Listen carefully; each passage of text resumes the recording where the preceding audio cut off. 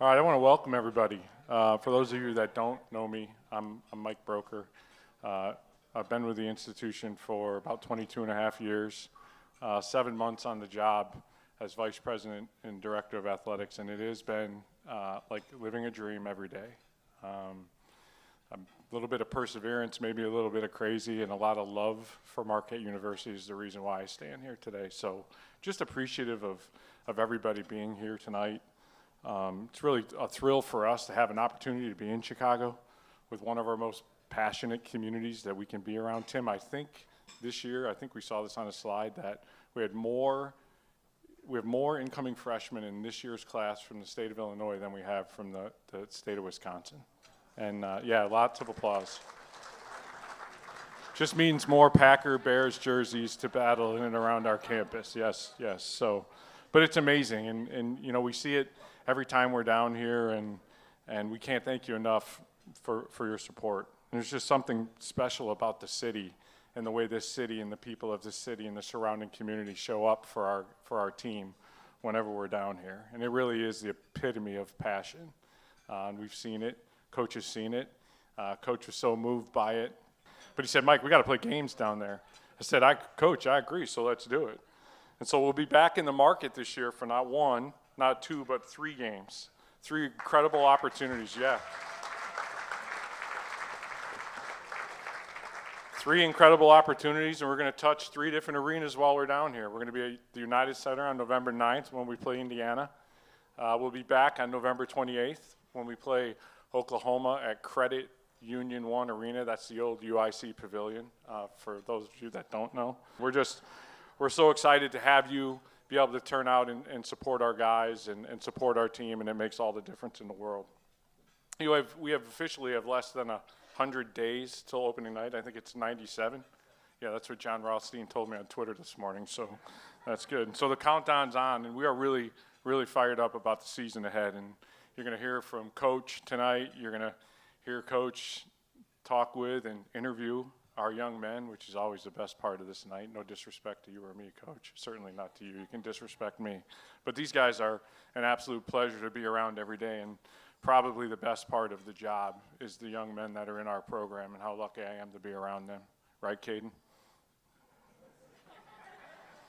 I want to take a moment before we get going just to express our deepest gratitude to the evening sponsors. Like, we couldn't be here tonight if it wasn't for the generosity of the people in and around our university who make it possible. First and foremost, our platinum event sponsors, Tracy and Jim Ryan, who are not here, but their daughters and their one spouse and one boyfriend, maybe spouse, no pressure, you know, but they are here. We spent a little time with them earlier, and so thank you for representing your parents. We missed them tonight. I was texting with your dad on the way down.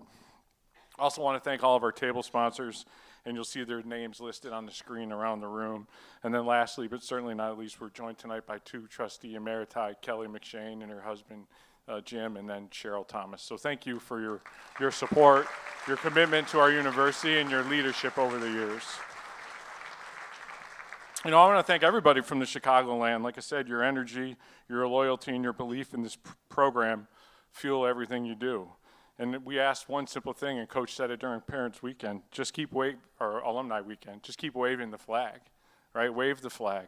I think Marquette people do that better than anybody I've been around, and I'm biased because I've been on one campus, but you wave that flag proudly, so just continue to do that. That is the best, most impactful, and most important thing you can do for us. I'm doing this with all my readers, too, so that's a big thing. You know, they wanted me to talk a little bit about college athletics right now, and I said, nope, not interested. I could spend days, hours trying to explain it. But I don't know where we're going or where things are going to turn out. But what I do know what won't change are the core values of this program and the kind of leadership we have at Shaka. That will never change. So I say, hey, wherever we end up, governmental support, some type of other structure or system, we're going to be driven by the values in our program, the leadership of our head coach, and the young men we put in our program. And that's what gives me peace and confidence about the future. Because at Marquette, we believe in relationships. We believe in growth on the court, in the classroom, and in character. And yes, we believe in victory. And over the last 4 years, our program hasn't just won games. It's literally fueled a movement. The program has become a powerful catalyst for growth across our entire university, elevating our national profile, energizing our student enrollment, deepening our alumni engagement, inspiring record-breaking philanthropy, thanks to Tim and his team, and igniting a renewed sense of pride in what it means to be Marquette. The team's been a multiplier in every sense. Its success has sparked a broader momentum that's reshaping our university, and we're just getting started. I think tonight you'll hear Coach talk a little bit about explosive growth. I would say we're on the path of explosive growth as a university, and we're proud to say that this program has played a small part of that. But let's be clear, and we talk about this all the time, momentum isn't static. You either feed it or it dies. And so I say let's feed it. Let's keep building. And there's so much more ahead for this program and this university to accomplish. And so it's my honor to introduce the leader of our program, and I won't go into a bio for you because I know you don't like it. We've come to that mutual agreement. Our head men's basketball coach, Shaka Smart. It's great to be in Chicago. So some of you all have been to this event before, and the best thing about the event is we get to learn about our guys. So you guys want to learn a little bit more about our players? Yeah, that's the most important thing. Real quick, before I do that, I just want to acknowledge a few really, really important people. I believe Bo Ellis is here. Where are you, Bo? All right. Yes.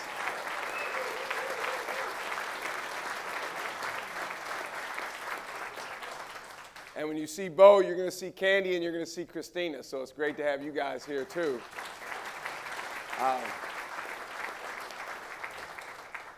And then Terry Sanders is here from the Final Four team. Stand up, Terry. Yes. Before we bring our guys up, just want to say thank you to our support staff, everyone that made this happen, both within our office and then also at the university in advancement, in the president's office.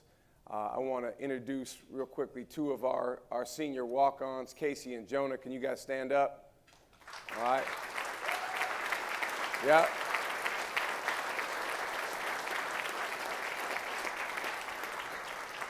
And then, of course, our coaching staff, if you guys could stand up. You know, our coaches put a lot of work in.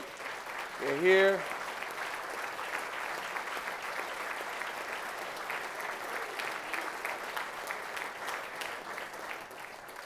CB and Jack, why don't you guys stay standing? So we have something called GAs, graduate assistants, and they play a really, really important role because they can be in the gym with the guys an unlimited amount of time. And so if you go back to 1999, I was a GA. That's how I started my coaching career. So this is the first time ever since I've been a head coach where we've had GAs that actually played in our program. And it's very, very meaningful because they know what goes into winning. They're also obviously very, very invested in the program. They care about Marquette, and they've been teammates with the guys that they're now coaching. So really grateful to have you guys here.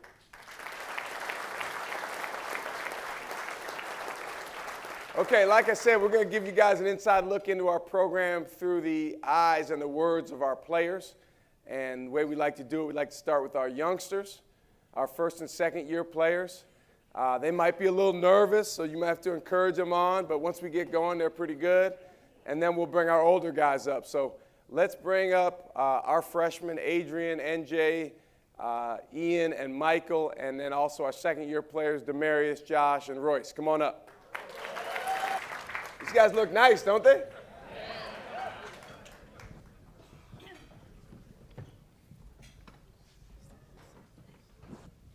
Yeah, I think they're on, baby. Okay, everybody. So here's how this works, guys. I'm going to ask you a question, all right?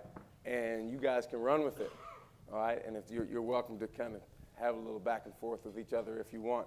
Demarius, we're going to start with you. So Demarius Owens from Rochester, New York. He owns the best smile in the program. Show it to him, Demarius. Demarius is the youngest of 9, so he's used to, fighting for that last, bit of food at the table. But he comes from a very, very loving family. And speaking of family, I want you to talk a little bit about the Marquette moms and in general the involvement of our players' parents in our program and kind of what makes us special in that way. I mean, I feel like it's amazing. I feel like, ever since I've been here, my mom, she's always kind of quiet, but she's very powerful in a sense. She's always just been a powerful woman, and she's been very special to me. So, the Marquette moms, since she's been involved in that, I feel like she's just been more, together with the other moms, and it's just made me very happy in a sense. And don't forget about the Marquette dads. My dad's trying to become, the head of that, bring all the dads together as well. You feel me? He felt a little jealous. He felt a little left out, but yeah, I feel like it's been really good. I feel like no other program has anything like that, and that's a very special advantage of ours that we have. So we are going to have Marquette Dads a game this year dedicated to our dads. It was something that the fathers were, very, last year when we did Marquette Moms Night, they felt some kind of way. And I'm going to give you guys a little preview. Last year at Marquette Moms Night, we did a little basketball competition at one of the timeouts between Stevie Mitchell's mom, Stephanie, and Royce Parham's mom, Kim. And Kim kind of got the short end of the stick on that. They both were really good college players. And so now Demarius's father, Anthony, who has never met a stranger, is going to be in the same shooting competition this year when we do Marquette Dads Night against Kim. So I think Kim's going to get him, but it's going to be a ton of fun. Royce, you had the opportunity to try out for the United States national team, 19 and under. You were a finalist at those trials. Coach Barry and I came out to see you. We were really, really proud to watch you. Royce competed with literally the best players in the country at that age group to try to make that national team. He made the finalists, did not make the last 12. But just talk about that experience, what you got out of it, what you learned and what you take from that moving forward into your sophomore year. It was just a all-around just good experience, just seeing that I'm able to compete against the so-called best guys in the country when I wasn't really ranked high or wasn't really noticed on a national level. But just going there, just talking to all of the different college coaches and just talking to NBA scouts, it just shows that I'm able to compete on this level and I'm able to just show what I'm able to do on any given night or any event that I go to. Yes, sir. Okay, Josh Clark. So Josh Clark went to high school in Houston, Texas, but he claims Virginia. So if you ask him where he's from, he'll say Virginia. Moved when he was in 8th grade, is that right? Yep, from Virginia to Texas. And Josh's high school team, his senior year, was 33-1. All right, so he comes from a winning background. You guys, some of you may have heard Josh's story. In May of Josh's senior year, I was looking at an email, and it said, basically from a scouting service to summarize it, hey, there's a 7'1" guy that looked good in the airport, and you might want to check him out. And so we did, and literally, Josh, a week and a half later, he was on our campus visiting, and so he spent all of last year redshirting, which, as Caden Hamilton will tell you, is not always easy because that means you spend a ton of time with the strength coach, Todd Smith. You're basically roommates with him the whole year, and it's a lot of work, and you don't get to play in the games, so that's kind of a challenging thing. But the great thing about redshirting is you get better, and you really improve. So this summer, Josh and Royce and the other guys in the forwards group, they call themselves the big guards because nobody likes to be a center anymore. They've been doing a program on the VersaClimber. Is anyone familiar with the VersaClimber? You're climbing with your arms and your feet at the same time. Your legs and your arms are both working at the same time. And these guys are doing a program on the VersaClimber that's very, very challenging. They do 1 day a week, for example, that is 8, 10, 12, even more sets of 2 or 3 minutes where they go as fast as they can, as hard as they can for that duration of time. And then they only get starting with 60 seconds of rest, right, Caden? And now they're about midway through the program, so now it's down to 50 seconds of rest. And for those of us that have done the program before, yes, I've done it, that extra 10 seconds is meaningful. So Josh, tell everybody about the VersaClimber program, how you're doing with it, what it's doing for you, and just describe it for everybody. That's on. All right, cool. The Versa program, it's really challenging. Like hearing our coach did it, that's really my motivation because he said he finished it, but keeping up with Coach Berry, that's a guy right there. I don't know how he does it. He about how old you is? Or the song? That's a guy right there. But I beat him by 2 times, so I feel like I'm doing something. But overall, like the program is helping me with my motor on the court and just mental toughness, I would say. So, yeah. And who's the best out of the guys in your group at the VersaClimber program? That's me. That's good. We love it. All right, introduce you guys to our true freshmen. All right, so we got 4 true freshmen up here on stage. We actually got one more that's coming. I don't know if you guys saw the announcement yesterday, but Sheik Pearson will be joining us in about a month on campus and start at the beginning of the fall semester. So really, really excited about him. Up here on stage tonight, we've got, let's start with Adrian Stevens. Adrian Stevens from the DC area. This is a phenomenal student and athlete. And defensively, he is a pest. He gets after it. He's tough. He's aggressive. He's mean. You're going to see someone whose defensive energy resembles Stevie Mitchell's. All right? Yes, yes. So that's a lot of pressure on you. That's a high standard. So Adrian, talk about why you chose Marquette and just the values of relationships, growth, and victory, how that resonated with you. I chose Marquette because of the people. I got to know the coaching staff really well over my couple years in high school. And, there was a point I talked to Coach Smart pretty much every day. And, I could see the growth the steps I was taking in my personal development and my on-the-court development when I wasn't committed to Marquette. So I was like, what is this going to look like when I am committed to Marquette? And, it was an easy choice, really. I remember it was basically 2 summers in a row. Pretty much every game I played, Coach Smart was, right there. And, it's made it a hard choice to go anywhere else. So that's why I chose Marquette. Well, we're excited you're here. Very excited. Ian, so everybody, we finally got a guy from Chicagoland. It's been a long time.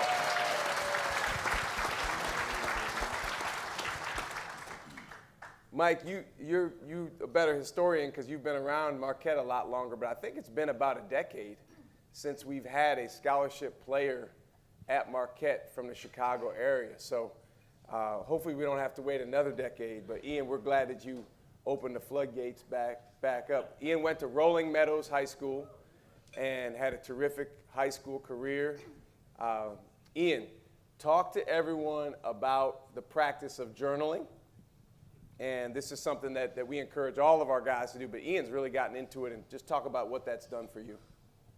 Yeah, so Coach Smart's big on journaling, and that's something that during COVID I had started to do on my own, of just like kind of doing checklists of, all right, I want to get this done in the day, and kind of just mental checklists of going through my daily, kind of just what I want to get done throughout the day, my goals. But I kind of took it to another level when Coach Smart started sending me journal prompts throughout that summer of my junior year, and I started to really dive deep into just understanding myself throughout the process, and kind of breaking down whether it is something about emotionally part of the game or just myself in general and how that can tie into the importance of my performance on the court.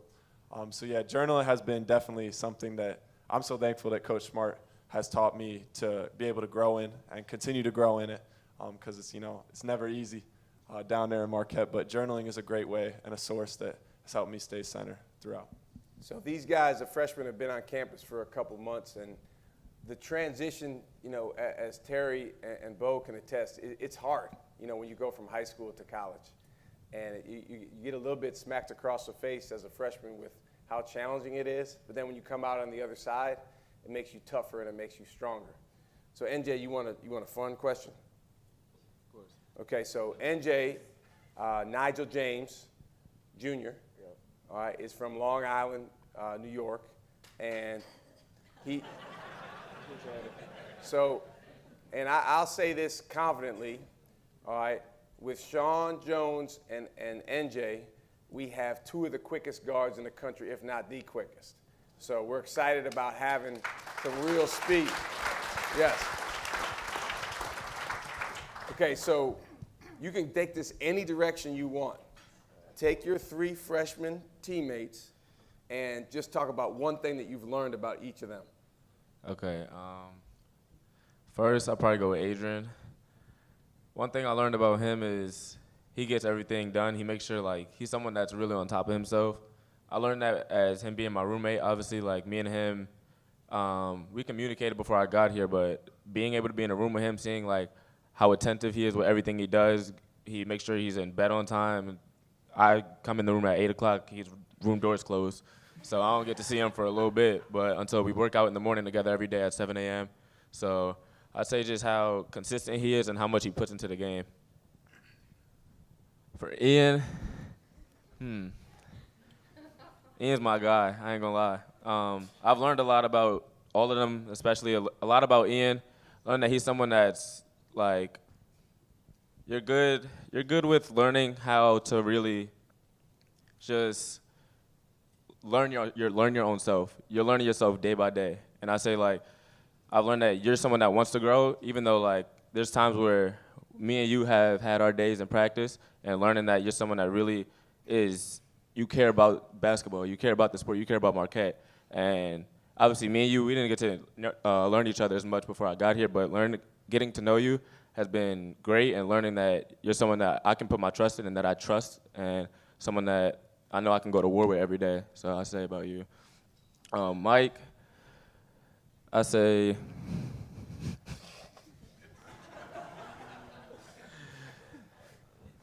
I ain't gonna lie, he's probably the funniest kid on the team. He got a lot of corny jokes, but I feel like everyone needs a vibe like that around them, someone that is not always so uptight, or someone that will make a fun out of a bad decision or something that's going on, that maybe say we lose a game or say we're in practice, he'll be out there making a joke after, or getting at Ben, saying something to him. But they're best friends. But I say just learning, all of these guys have been great. They've been great teammates to me. We've all been supportive of each other, learning each other each day, and holding each other to a high standard, because we want to be one of the best freshman class that came here. Very good. Good job. Okay, last but not least, Mike Phillips. Mike is 17 years old. 17, young man. His birthday's in a couple weeks, coming up. Mike skipped his senior year in high school. Think about that. But he's here now. He's with us. Yes. We're so excited. And Mike's from the Raleigh area of North Carolina, doing a great job. These guys all say you're funny.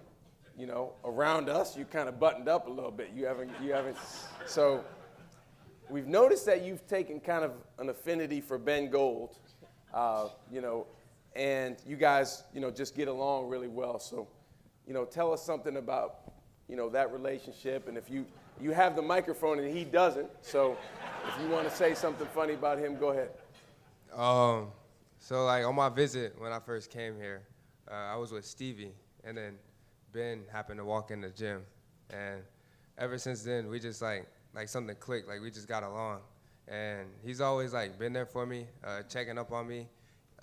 Even after I committed, he was always there, and I mean we just have like a brother bond. Like we get on each other's nerves, like yeah, and I'm just it's like for everybody, like everybody has that brother bond. It's just a big family here, and that's like the main reason why I chose to come here. Well, we're glad you're here. We got a few more minutes with this group. Demarius, talk about the difference between your freshman summer where you're trying to figure things out Now you have a year under your belt. You did have a surgery in the spring, so you had some time where you had to recover from that, but now you're back on the court. How are you feeling now relative to last year when your head was spinning a little bit more? Hear me? Okay, bet. Yeah, so I'd say this year I just feel a lot more confident in everything that I'm doing. Like, now that, like on the court, if Chase Ross is driving baseline, I know where I'm supposed to be now, and I'm not just thinking about a whole bunch of different stuff. So I feel like it's going good so far. I feel like that freshman summer I needed, definitely, to get to the point where I am now. And, everybody, even through all the injuries, they've been with me by my side, had my back. So I feel like it's just been good. And now going into the sophomore year, I'm excited. Hey, one of you guys, any of you guys could take this. What happened when Tyler Kolek came and practiced earlier this summer? What happened in that? Go ahead. We got torched. Let me be honest. You want to be honest? Got a lot of foul calls. Okay, you're disqualified from this. What happened? I think he just set the tone of, like we talked about, what it is, that difference from going from a level to the next level, and, how much you can learn in 1 year, especially for our freshman group. We're going through that learning process right now. And just to see that growth that he's made, it was pretty spectacular. Exciting to see. Hey, Royce, what happens in practice when you get switched on to Sean Jones? What do you do? I lock him up. Sit in front of him. Okay, now these guys are being dishonest, so they can go sit down. You guys start talking. Where's Sean at? Where's Thank Sean? you, Just guys. talking now. Appreciate you. Okay, we're going to bring our third and fourth year players up. So let's have Caden Hamilton, Zay Lowry, Trey Norman, Sean Jones, Chase Ross, Ben Gold. Come on up. So these guys all used to be the young guys. I remember how nervous you were, Ben, the first time we did this. Yeah. Remember? I promise I'm not going to ask you about New Zealand. You've gotten that question a few times. So these guys are in their third or their fourth year at Marquette. Caden gets 5 years because he redshirted his first year, so he's smack dab in the middle. He and I have a unique relationship. It's not love-hate, it's more love and confrontation, right? So why don't you tell everybody about your hooks and just the journey you've been on with that since the end of the season. Man, this hooks journey has been amazing. We're at 6,000 right now. We're at 60%. Almost 7,000. Yeah, 7,000. But yeah, it's been amazing. The confidence is probably the biggest thing I got from the hooks. Tell everybody what a hook is, because not everybody might know. I mean, a hook is just like a hook Stand shot. up and demonstrate it. It's like a hook shot with a hook. But yeah, it's just that. I did that multiple times, and the confidence in that from my left hand and my right hand has just been amazing. Yeah, and talk about kind of how that's been a metaphor for your growth and your development overall, and where you are relative to maybe this time last year as a player. I say this time last year as a player, I felt like I was not as confident from my hook and as confidence in general. And now ever since I've done that, the confidence been up, and then mental side has just been great. How's the VersaClimber program going for you? It's kind of terrible, to be honest. But it's very helpful for me from the mental side, especially. I think it's mostly just a mental game on that Versa for real. Why don't you give everyone some insight into like what it's like? Remember a couple weeks ago you woke up middle of the night, anxiety about it. This program is extreme now. So just talk about what you got to deal with to confront that. Yeah. So it was one morning, it was like on Friday, and we had a sprint day, and I was just stressing. I was stressing from Thursday to Friday, just stressing about it. And I woke up one morning like at 4 o'clock, just nervous about it. I'm just not trying to do hard this morning. And then yeah, that's what I kind of struggled with. What'd you do? What'd I do? Yeah. I did it. I still did it. I conquered it. But yeah, that's what happened before. So why don't you, yeah, thank you. Tell everybody about that simple affirmation that we came up with to deal with some of those thoughts in the mind. One of them was like, I hear you mind, but I'm going to do it anyway. That was one of them. Everybody hear that? You guys can use that. So it's a two-step process. First one is, I hear you mind. Second stop, I'm going to do it anyway. Yep. All right, that's what Caden's been doing all summer, so really proud of you, Caden.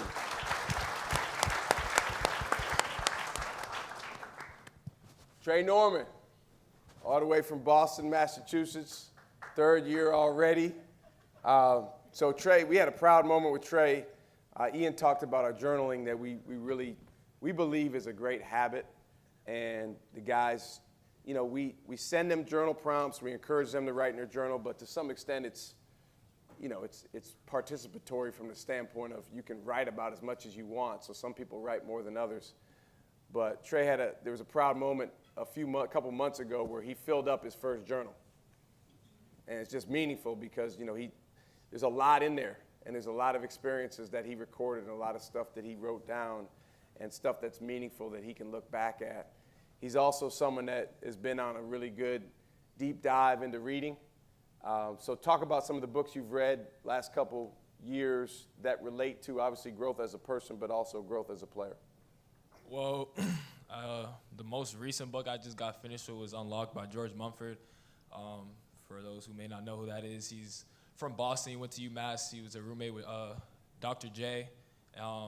And he talks kind of a lot about his story and how he was a drug addict. There was a lot of lows in his life, but he kind of talks about the ways he got out of that and ended up being who he was. He worked with Michael Jordan, Kobe, like a lot of high-level guys. He's been around the game of mental work for a lot of time, and it was a coincidence reading his book, and it was nice reading his book as I got into college, because in high school, my senior year, I was kind of going through a thing with, you know, trying to figure out how to lead young guys in my senior year and trying to win at the same time, and it was just a lot of days of frustration, just like I can't do it, and I ended up being able to get on a Zoom call with him, and he kind of gave me some words of wisdom, so it was kind of a full circle moment of getting back on that book of Unlocked, and it's just a lot of wisdom that I never knew about in books, you know, growing up. I wasn't really into the whole reading stuff, you know, teachers telling me I got to read this by this day. I wasn't into all that, but shout out 2025, you know, I just read the audio book and, you know, highlight what I need to and keep it pushing. There's a lot of stuff I write down in my journal about the books, about the takeaways, and Coach is a great guy to learn from as far as like annotating the books in a way that you know, emphasizes the things you want to emphasize, and I'm still learning with that. Still got a lot to learn from him about that, but yeah, the reading process has been definitely a big emphasis for me as far as just, you know, getting my mental right and just being more all-knowing. Don't act like you're not a great student, man. You've always been a great student, so sometimes you gotta like to act like they're not as good. But I'll tell you one thing about our guys is academically, they do a phenomenal job. We had a team grade point average of 3.2 last spring. As you guys know, yes. As you guys know, we've had the last two biggies, Scholar Athletes of the Year with Oso Ighodaro and Stevie Mitchell.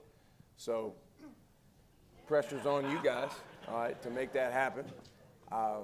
And we've had academic All-Americans the last 2 years. So a lot of work that these guys put in the classroom, and they're doing a terrific job. Zay Lowry, talk about, you know, you've kind of gone through this transition, being a young guy. When you came on your visit, you spent a lot of time with Cam Jones, your first visit. So his first visit was during his junior year in high school. Now he's about to be a junior in college. Cam Jones was a junior at the time. No, he was younger than that. He was maybe a freshman at the time. And he's 2 years ahead of you, and you guys spent some time together, and then he was somewhat of a big brother for you, and you've done a good job staying in touch with him since he left Marquette. What's some of the advice that he's given you as you try to take on this much bigger role going into, you know, being an upperclassman? Just kind of staying connected with Coach. I talked to him a couple of days ago, just how he's doing. As much as I can talk to him, get information from him, because while he was here, he was a great resource. Him and Coach were very connected. So, just the more I can talk to him about the experience and how he went about getting a bigger role as the years went on is going to be the best thing for me. So, one thing he did tell me was just to keep on meeting with Coach. Me and him try to meet 2 times a week, whether that's to watch film or just talk about life things. Coach has been there, like my father figure. So thanks for sharing that. Yeah. One thing that's been really cool is our former players are still very, very connected to our program. And some of the recent guys, Oso, Tyler, Cam, it's incredible the amount of pride that they take in their former teammates' success and staying connected, coming back when they can, practicing when they can, and just having those guys around is really, really cool. Shawnee, this is going to be a lot of fun this year to have Sean Jones back on the court. It's been a long time coming.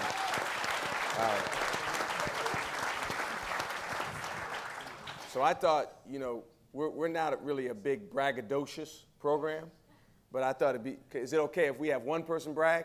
Yeah. Okay, so brag about the team speed we have this year as a team. We got like 3 jets going out there, Well, actually, we will have 5 jets going, but, we got some turbo jets. We got some jets faster than others, but we're going to have 5 jets out there at all times. So tell everyone, how fast should our Marquette fans expect for us to play, maybe relative to last year's team? Just have your eyes open. Be very attentive. You got to pay attention to detail. You could miss it. It's a blink of an eye. I'm telling you, it's going to be a blink of an eye. Blink of an eye. Okay, and then on a serious note, you read one of the probably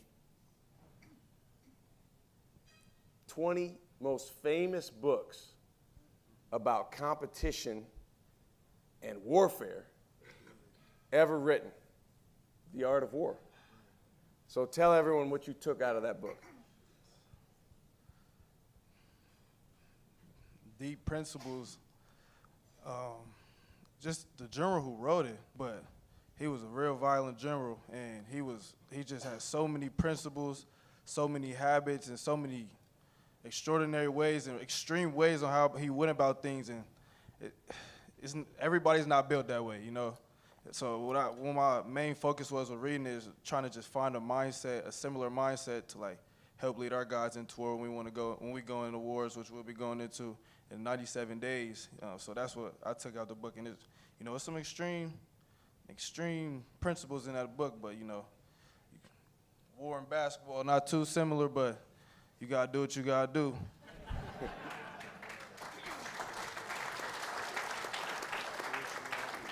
But do we have some wars down there in Caston, Jim? We fresh out of war, actually. Actually, when we got done playing, we had about an hour until we took the bus. I went upstairs. I forgot it was light outside. That's how much of a war we had downstairs. It was good to know there was still some sunshine.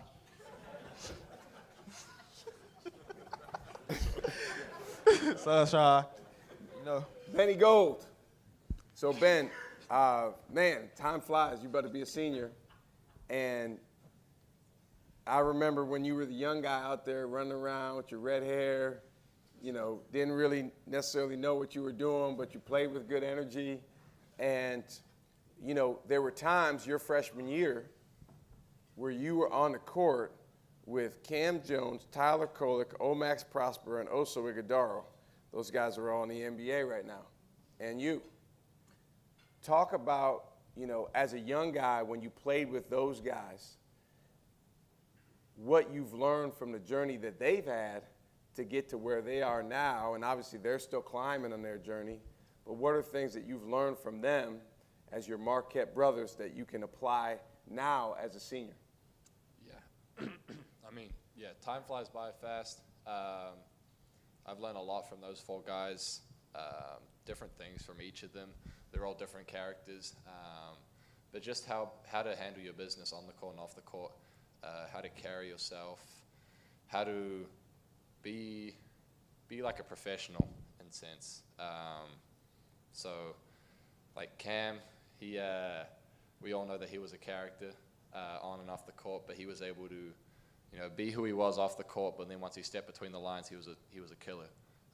So it's just taking little aspects of each of their games and kind of using it for myself and how I can make it my own thing without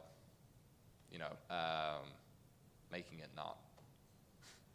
Hey, one thing I think everyone would love to hear, Ben actually leaves in the morning to go travel to the Middle East to go play for his national team, the New Zealand national team, to try to qualify for the World Cup of basketball, which is next year, right? Yeah. So he'll be going to play for his national team in this World Cup qualifier. Just talk about the difference between playing for your national team and playing for Marquette. Yeah, the 4 years I've been here and I've been able to play for my national team twice now, it's been a massive difference. Intentionality of everything that we do here is so much different to over there. Where it's different when you're playing with guys your same age compared to when I'm playing with guys who can be anywhere from 18 to 38. So being the younger guy on the team, learning from them, but also being able to bring the juice that maybe they're not able to bring is important. But yeah, it's a whole lot different experience, but it's always a lot of fun every time I've been able to represent my country, and it's something I always look forward to. With this being your last season at Marquette, what's the most important thing for you that you leave here in terms of your legacy? My legacy I want to leave here is just being a winner. I was talking to Coach about this the other day. Me and Chase have the chance to be the all-time winningest players here and all-time most games played. So that's kind of something I want to leave as my legacy, someone that was winner, hands down, like he would come in and just try and win. So yeah. Chase Ross, save the best for last.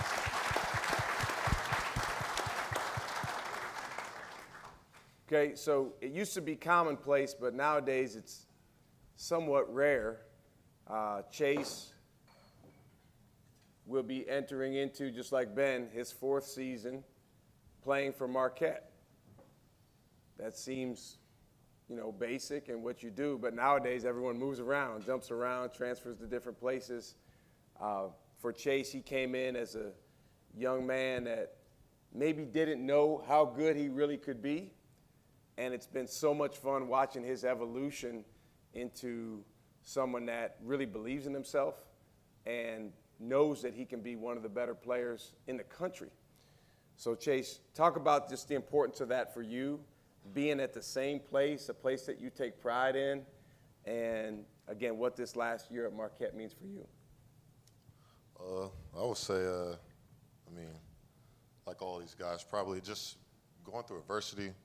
Like getting first, when I first got here, it was tough for me, but just battling with the guys that left, Stevie, all of them, Job, just battling with them and then battling with my brothers right next to me. It's gave me a lot of confidence working out every day, the ups, downs, good, bad, ugly. It's gave me confidence where I am right now through all the injuries I've had. So what I'm looking forward to season is winning.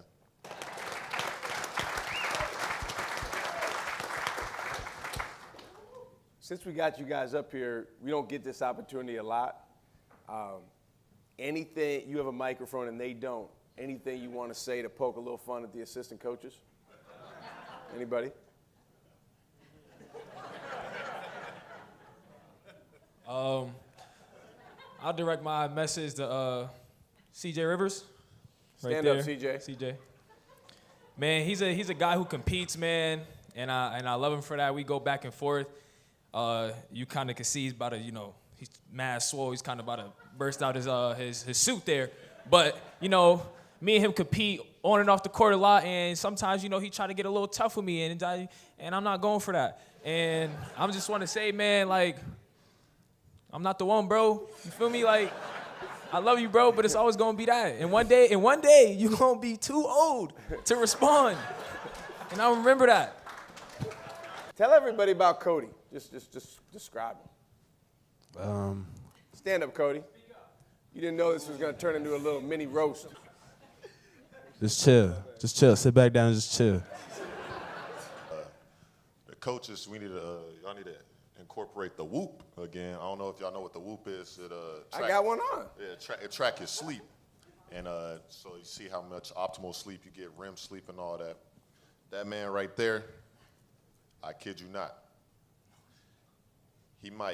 you'll see him pop about two 5-hour energies. Per day. Per day. That's his coffee. And then you call him at night, or he'll call you, like Caden said, he'll call you 24/7, and he don't sleep. You can text him whenever you want. He gonna answer. Dre, you not slick high back there, boy. I see you shining. You got something for Dre? Yeah, I do. Stand up, Dre. I seen his bald head back there, high behind Bo.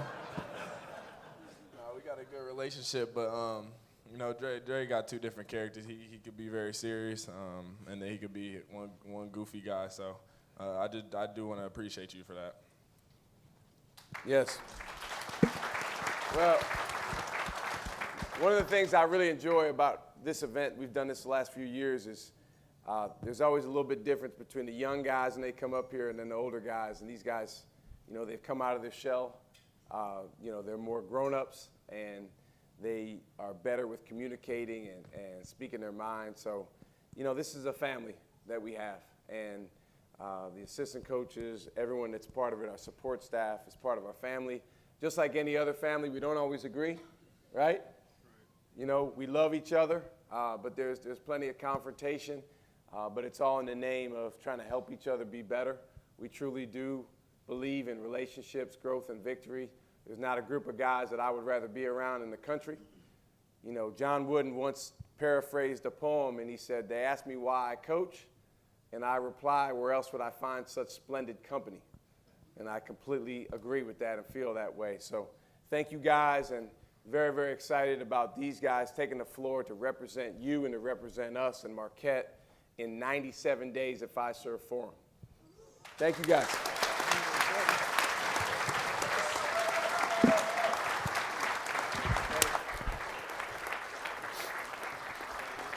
Good job, baby.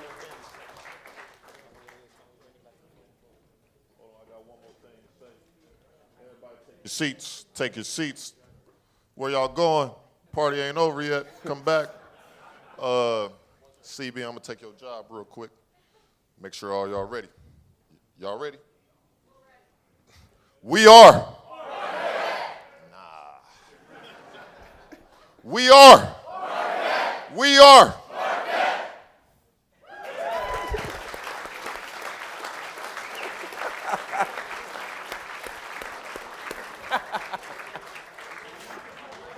That's great. So these guys, one of the things we do when we come down here, and we actually do this, quite a bit when we go on the road, is we do something called players-only dinners. So these guys are going on a players-only dinner. They, believe it or not, they do like to spend a little time together away from us. I don't know if you noticed that. All right, so they're going to go get some nice food together. But I thought they did a great job up here. What'd you guys think?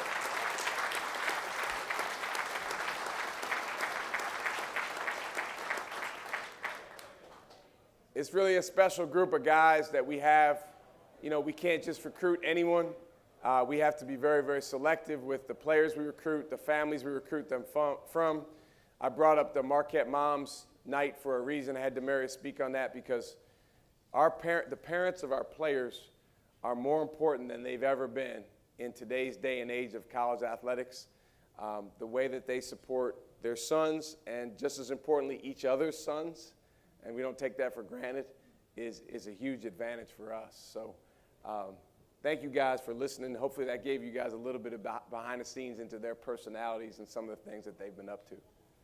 And now we got Mike Broker up here. We got to try to find a way to make this just as exciting as it was. Yeah, well, I must have done a decent job last time because I got invited back, so I appreciate that. Yeah. I touched on it a little bit, and you kind of talked about it with the guys, and you've kind of coined this the summer of explosive growth. And it's always amazes me to see the development of kids from the end of one year to the beginning of the next. So, I sit in our gym as much as I can and watch, but talk to people what operationalize explosive growth for me in our program. Well, we have this, finite amount of time to help these guys grow as much as we possibly can in between, when they decide to come to Marquette and when they graduate and leave Marquette. And as you guys know, it goes really fast, right? So we actually try to start with that growth process before they even arrive. As soon as they commit and sign with us, we start something called the Freshman Readiness Program, because we really feel like we're in a race against time to get these guys better as people first and then as players before it's time for them to move on to whatever comes next after college. So we're trying to push as many as possible in the direction of explosive growth, again, as people and players.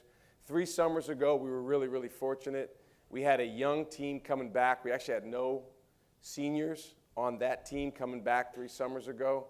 But we said, guys, if everyone on our team makes a huge jump, we decided not to recruit any Division I transfers that year.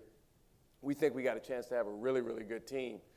And we were fortunate. We had 6 guys that took monumental jumps: Tyler Kolek, Oso Iguodaro, Omax Prosper, Stevie Mitchell, David Joplin, and Cam Jones. Those 6 guys have been the foundation of our program the last few years, and they're all now gone. And not only were they phenomenal players, but they were very, very high character. And they were basically, they drove the culture of who we are. So now with those guys, the last of those guys moving on with this last senior class, it's really, really important, once again, not that it is ever not important, that we make explosive growth and step into new roles of leadership and ownership. And you see Chase. I mean, it's so much fun for me to see Chase stand up and lead that chant. That might seem like a little thing. It's part of the process. And so absolutely this summer for us to, turn into the team we want to be this coming year with the guys that graduated this past year, we're going to need to continue making big jumps as people first. Getting Sean back is a huge, huge deal. He would have changed things a lot last season for us if he'd have been able to play, but just timing-wise, it didn't work out. I mentioned him reading The Art of War. He has been such a good leader. And one thing that was a little disjointed for us last year was he was the best leader on our team, but he wasn't playing.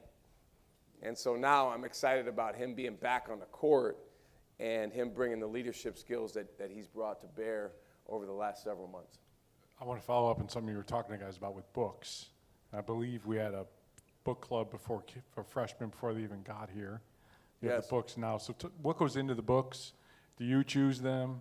Are they specific to where you think players are and their growth or their development? Just interested in a little more insight on the books. So back in the old days, before all this revenue sharing, NIL, all that stuff, you couldn't give players as much as a T-shirt.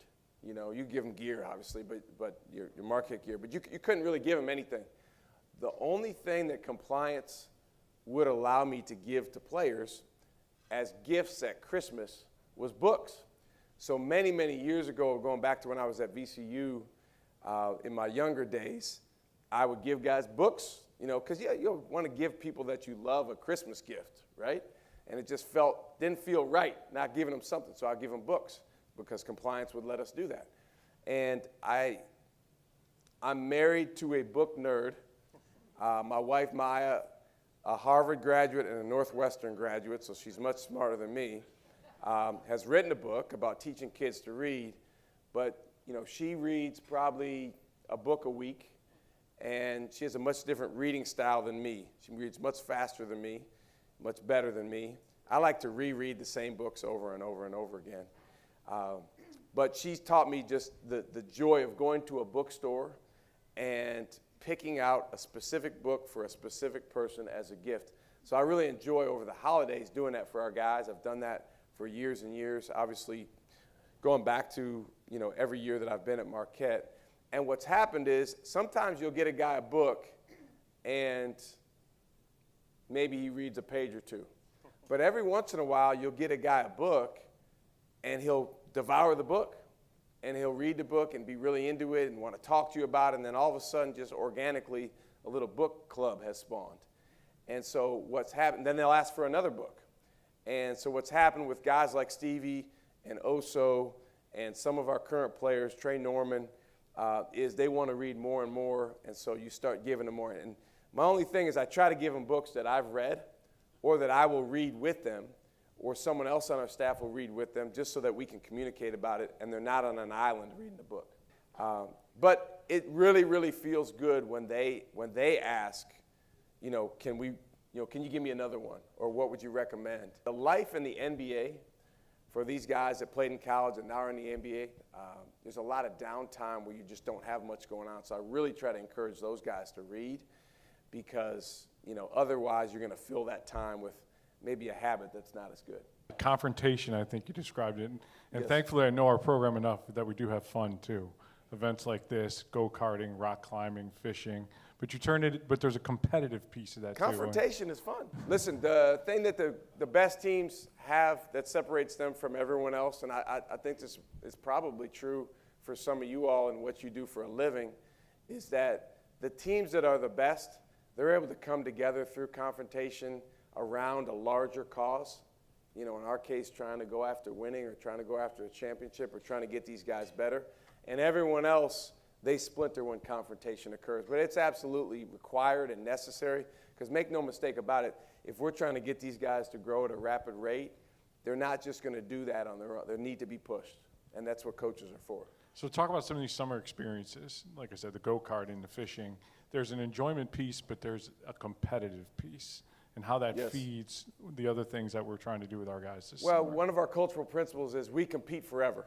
So literally, the mentality is whatever we're doing, we want to compete. So every week we do a team activity off the court. This week, this is our team activity coming to Chicago. All right, so we'll do a couple fun things while we're down here. Guys will go to a nice dinner tonight. But when we're in Milwaukee, our team activities span from fishing to kayaking the other week to we played laser tag last week. That got really competitive. The guys end up making everything competitive. It ends up being, one team against the next. One time we went paintball, and it was coaches against the players in paintball. We will never do that again. I'll tell you why. The coaches won, but I almost lost my mind because in one of the competitions, I looked out there, and one of the guys had, you have to wear like a mask when you play paintball because these paintballs are coming at you like they're coming out of a gun, literally. So the guy had the mask lifted up above his head, which is a no-no if you've ever played paintball. Don't do that, all right, because you got to have your eyes and your face covered up. And I said to myself, we will never do this again because if one of our guys got shot in the face or in their eye, that would be the end of that. So we do a lot of fun stuff. Fishing was a lot of fun because many of our guys had never done it before, and it took them out of their comfort zone to literally put a worm on a hook and take a fish off of the hook. But it's just a way to come together around other experiences. And you have a big softball game next week. We do. We play coaches against the players softball, which is a tradition that goes back well before I got to Marquette. The legend was that the coaches had never lost. I don't know if that's true or not, but a couple years ago they got us. So we're 3-1 in the 4 years that I've been at Marquette. We'll go at it again on Wednesday.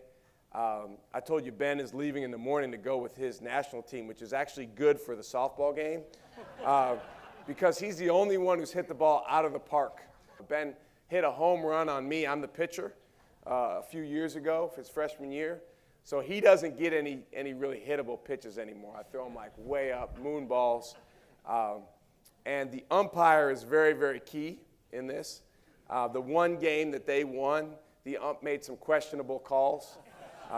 So I'll be getting with him in advance of Wednesday. You're always so good with umpires and referees. I know that conversation will be very cordial. Last thing on the experiences we're here in Chicago, and just talk about what it means for our guys to have an opportunity to come down here, be in this room, not just play in front of these people, but like be with these people, be present with them, learn from them, and how they grow through that experience. Well, I grew up with Chicago being my favorite city in the country, and that's because of my grandfather.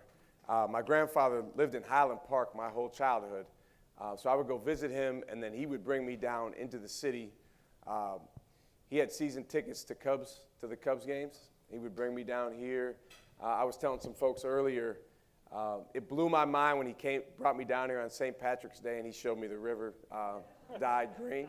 I was 9 years old. I was like, how does that happen? I don't understand. But this city's always had, special energy to me.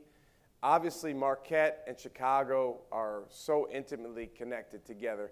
Every year when we do the freshman move-in, those of us that are on campus, coaches and players that are around when the freshmen move in, we go over to the dorms and we help the new kids move in. And inevitably you ask, hey, where are you coming from? Every other answer, Chicago or suburbs of Chicago. So I think we're up to, what is it, Tim, like 42% of the student body is from the Chicago area. And so it's just such a critical area for us.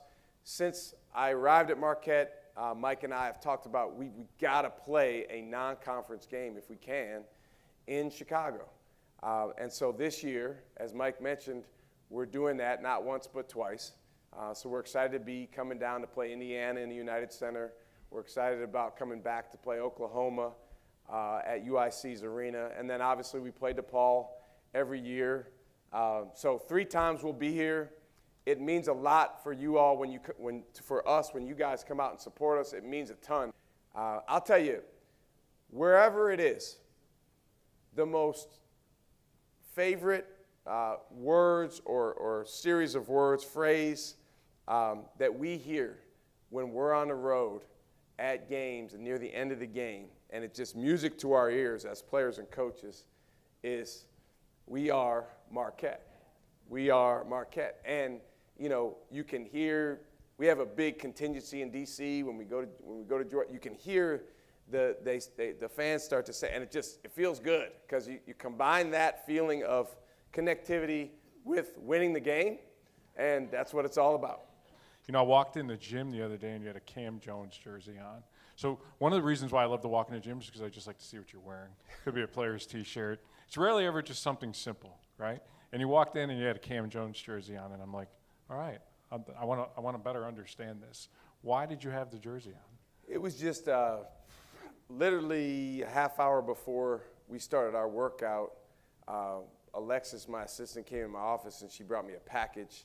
And I opened it up, and it was a Cam Jones jersey, Indiana Pacers jersey. Their general manager had sent it. Sometimes the NBA teams will, give you like something of your former guys that are now on their team. And the Pacers have been great with just their communication and how they've been with Cam and communicating with us. Not every NBA team is the same in that way. So I got the jersey, I opened it up, and I happened to have a gold. I like to wear long sleeve, like dry fits. I happen to have a gold long sleeve on, and I put the white Pacers jersey on over it, and it was time to go to practice. So I went down there to practice, and as good as he was at basketball and as much as it was about basketball, a lot of our interactions were about just life, and he was one of the few guys that was comfortable from day one till his final day just hanging out, just being around in the office. And I'll tell you guys what, and that's why I asked Chase the question I asked. He's starting to learn this. It was very, very hard for Cam Jones to leave Marquette. I mean, he was in a dark place in May and into early June because he did not want to leave. And I could say the same thing about Tyler Kolek the year before. And that's a testament to the community of Marquette, the students, our fans, our alums, the way that we do things in our building at the Al McGuire Center. These guys don't want to leave. And, we're talking about guys that are headed to a pretty cool place. Then when they get up there, they realize, yeah, it's good that I made this jump.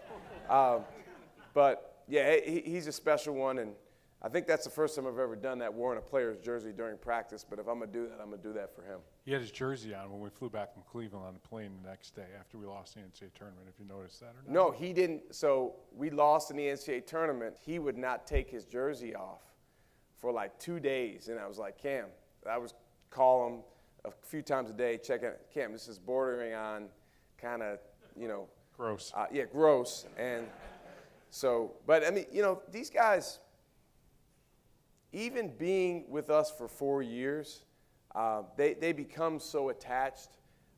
They're still in the middle of growth. it's not like it's over. Bo will tell you he went to the NBA. Terry will tell you, like, when your career is over, it's not like, oh, okay, I'm a full-fledged adult and, like, I've got everything figured out.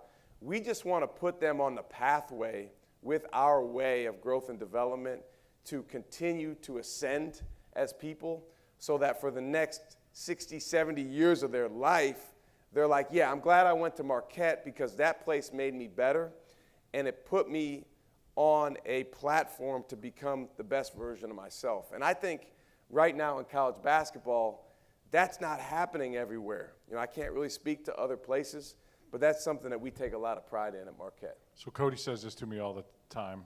He says, Mike, first you grow the person, then you grow the player. Is Cam the epitome of that in your time here? They all are. I mean, these guys, like, they come across by the end as really confident. Like Chase sounded pretty confident just now, right? But make no mistake about it, man, it is a journey. But, yeah, their growth as people is everything. And what they learn is if they're not willing to confront the requirements of personal growth, then it's going to smack them in the face at some point while they're here or after they leave, so they might as well be willing to confront it. Our thing is we're trying to help these guys continually update their relationship with fear, heart, and mistakes. If we can continue to make their relationship with fear, heart, and mistakes healthier and stronger and stronger and stronger, that's going to help us in the toughest moments during the game, and that's going to help our guys in the toughest moments in life. And I'm really proud to say, whether it's Chase standing up here, he would be fearful sitting up here in front of you guys a few years ago. Now he's willing to stand up here and lead the We Are Marquette chant. And that's just like a little micro moment that I'm proud of. Talk a little hoops. Of course. So 97 days. 97 days. Okay, we got Fiserv Forum. Okay, everybody, 17 home games in Fiserv Forum plus 3 games in Chicago. That's 20 games. All right, I'm throwing out a challenge right now. All right, I know it's a lot. All right, but I want to find someone in this room that comes to all 20 of those games. What are we giving them? Okay. We got off the ante of this. I got what are we something giving for them? you. Okay. So I had a feeling that these 4 guys were going to end up in the NBA. Omax Prosper, Oso Iguodaro, Tyler Kolek, and Cam Jones. So I had them all sign a few basketballs, all 4 of them. So in my closet, I have some signed basketballs for them. So if you make all 20 games, okay, I'll give you not 1 but 2 of those balls, and I'll sign it too if you want, all right? And you can come to practice anytime you want and hang out with us, all right, because that's a big-time commitment, 20 games. That's a massive commitment. We got to figure out how we're going to monitor this. I love it, though. I love a challenge. But really, this is a big part of why we do this and why we want to continue coming down to Chicago in July is we play Indiana. 103 days. Okay, November 9th. So think about this. You guys know Indiana, right? Okay. They got a lot of fans in this area, right? They got a lot of people that are going to be in that United Center on November 9th. And I'm excited about Marquette Nation. We need everyone in here to bring your friends, to wear your blue and your gold, and that is going to be a big-time environment on November 9th. I would say this. We got to fill that building. Like, we fill that building, it makes a difference, right? Just give people a quick overview of, from a basketball perspective, what can we, apparently we're going to have 5 Jets on the floor, but I was trying to figure out what type of jet Caden is when he's out there. Okay, so we have something that we instituted this year called the Cheetah Score. All right, we showed our guys a video first of a deer. And we said, guys, this animal looked pretty fast? And they said, yeah, it's fast. I mean, it was running fast. A deer can run up to 40, 45 miles per hour. All right, pretty fast. Then we showed them a cheetah. And a cheetah can run up to 80, even 90 miles per hour for a short amount of time. So we want cheetahs. Sean and NJ, those guys are cheetahs. So we have this cheetah score, and it's basically, did you sprint or did you not sprint on a given possession? And if you did, you're 1 for 1, and if you didn't, you're 0 for 1. So over the course of the practice or the workout, let's say you had 20 opportunities to sprint. If you were 10 for 20, then you have a 50% cheetah score. If you were 18 for 20, it's 90%. The 2 guys with the lowest cheetah score, understandably, are Caden Hamilton and Josh Clark, the 7-footer. We got to get those guys' cheetah scores up if they're going to be Jets. All right, we use all these metaphors, but we truly do have 3 guys on our team with the ball that are really, really fast, and that's going to inform a lot of how we play. Now we got to get in elite shape in 97 days to be able to play that way over a 40-minute game. We're not there yet, but I can promise you it's going to be fun to watch those guys getting up and down the floor and what they do speed-wise. It's just a fun type of basketball to play and a fun type of basketball to watch. What we got to get better at right in Nevada in the next 97 days is taking care of the basketball while we do that, because sometimes when you tend to play fast, you can go too fast and you can throw the ball around. We don't want to hit the popcorn man with the ball. We want to hit our teammate so he can go make the shot. You like having multiple ball handlers on the floor like that who can create for people, and you feel like with those guys, and you mentioned Nigel and Sean and Chase, that's part of that pace? Or Chase Ross has really evolved as a decision maker and ball handler. When he first got here as a freshman, he played with all those guys that are now playing at the next level, and he was what I call a blend guy. He would just be in the game and blend really well, play good on defense, make some shots, be in the right spot. Now he's a guy, because of who we've graduated and because of his development, the ball's going to be in his hands a ton, and we're really comfortable with that. But between him and Nigel and Sean, those guys are very, very good at getting the ball down the floor and getting in the paint. How about on the other end, defensively? Well, we lost Stevie Mitchell. Like I said, Adrian, and he's just a freshman.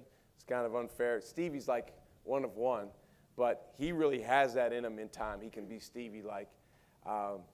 Stevie is someone that set a standard for us both in terms of EGBs and in terms of deflections. So we're really going to have to replace that by committee. And, we're still a work in progress, obviously, on defense like everyone is. But you guys know us. We're going to play with a lot of energy. We're going to defend. We're going to be aggressive. Our league's going to be as good as ever. The Big East is going to be a ton of fun to watch. You've probably seen our non-conference schedule. We got a lot of exciting, fun games. So it's going to be a really, really fun year from a fan standpoint, a challenging year for us to go take on all these different challenges, but we can't wait. What are you most excited about going into the season? Just our guys' growth, seeing our guys develop. I think anytime you lose a group like Cam, Stevie, and Jop, there's certainly a void that's left that people have the opportunity to step into. That's not guaranteed, and that doesn't just happen. They have to work towards that. We have to push them and help them and guide them towards that. But we have guys that really, really want it. The fun thing about coaching is that every team is so very, very different. The team takes on a little bit different personality depending on the leaders of the team. I think this team has a chance to be very, very authentic, very, very tough, very connected. We sure have lost some high character guys over these last couple of years. So it's just going to be fun to see how we evolve. We'll be a different team in January than we are in November. But with every game, if we can really internalize those experiences, come together, and be 1% better the next time, I like our chances. Well, you have an open mic just like our players, so I'm going to give it to you. Except I'm going to ask you not to roast our kind people that have joined us tonight. But what do you want them to know as we close it down? Well, I just want you guys to know I'm grateful for you. Somebody might have mentioned it earlier. You mentioned it earlier. I told the story about when we were recruiting Ian Militic, the freshman who went to Rolling Meadows outside of Chicago.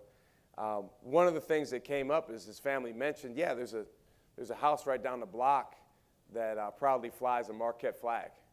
And so, we don't take that for granted. It's very, very significant and important to us that you fly the flag, figuratively and literally. Marquette's a special place. I've been at 9 schools, including the college that I went to and all the places where I've worked. And there's something special about the people at Marquette. There's something about the bond that we have. We lost an unbelievable leader in Dr. Mike Lovell. And part of what we do when we come to work every day is we try to honor him. I think that Marquette's done a really good job in the last year and change of saying, hey, we lost this great leader, but let's continue to step forward and move forward as a university and make this place somewhere where he would be really, really proud of. And I think we have a group of guys that's ready to do that. But I just want to say thank you to you guys for your support. Every time you get in the car and you drive up the highway and you come to to Fiserv, we don't take that for granted. And it's important for us that we represent you on the court. That's why we do things the way we do things. I know most of you guys that know college basketball know there's a lot of different ways to go about it. At the end of the year, we could, move on 5 or 6 or 7 of these guys and try to bring in that many transfers. That's not how we do it. We want to grow these guys. These are human beings. These are people. Zay just told you, he looks at me like a father. That's how I looked at my coach. So there's no way that we're going to turn our back on guys as they're going through the growth process, as they're literally in tears because they're not sure if they can do it yet, because we believe that they're going to be able to do it in time. And that's been proven by the teams we've had so far, and it's going to continue to be proven. Well, we can applaud if we'd like. I want to thank you. Thank you. One, for taking the time, being so committed to being here in Chicago, and then honoring our university and its values in the way you run the program. And like I said earlier, like I'm lucky, I'm thankful, and I'm appreciative. Well, it starts with him, the people he's surrounded himself, but importantly, our kids. These kids are, I use the word neat, I sound like I'm very old, but they're just some of the neatest kids I've ever been around, and they are the men and women that walk our campus every day. They just play basketball, and that's what makes our process and our way and the winning we do along the way even more special. And I would say, you talk about Mike, and I won't talk about Mike very much because I'll cry. We want to honor his legacy. We keep doing it that way because there was nobody more competitive and nobody that wanted to win more than that guy. And because you shared a locker room with him, so you felt it all the time. And then I would close with this, unless you have any other remarks. Yeah, I do want to say one more thing.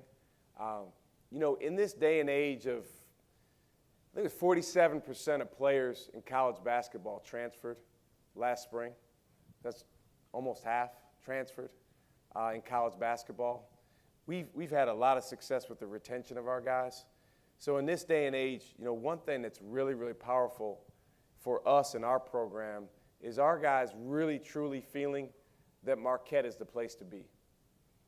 I believe that Marquette is the place to be. Mike believes that. He's been there forever. Dr. Lovell lived that. And I just want everyone in this room to know that when you guys come up to that campus, whether it's for Alumni Weekend, whether it's for National Marquette Day, whether it's for a random game on a Tuesday or Wednesday night, and you exhibit that quality and you give off that energy that, this is my school and this is the place to be, every little bit of that matters. And it does affect these guys. It does rub off on them. And I think that that's really, really important because there's a lot of energy at other places to the contrary. And, we're trying to go against the grain a little bit. When we say be the difference, we want to be the difference. And that's one small way that we can do that. Well said. Just in closing, thank you for being here tonight. It's easy on I think it's Tuesday night, Wednesday night, I can't even keep track. But we appreciate you being here. Importantly, we appreciate what you do for our program, how you support us, how you come and attend games, how you wear your Marquette pride on your sleeve, and importantly, embrace the young men we have. Thank you so much. Coach's Challenge, 20 games. We've got to find a way to track this. This is on you now, but we'll figure out a way to get it done because you said it. We'll go on their honor. Yeah, we'll go on your honor. We're on the honor system. So 20 games and we get into coaches' closets. Thank you. Thank you. Get home safely. Thank you, guys.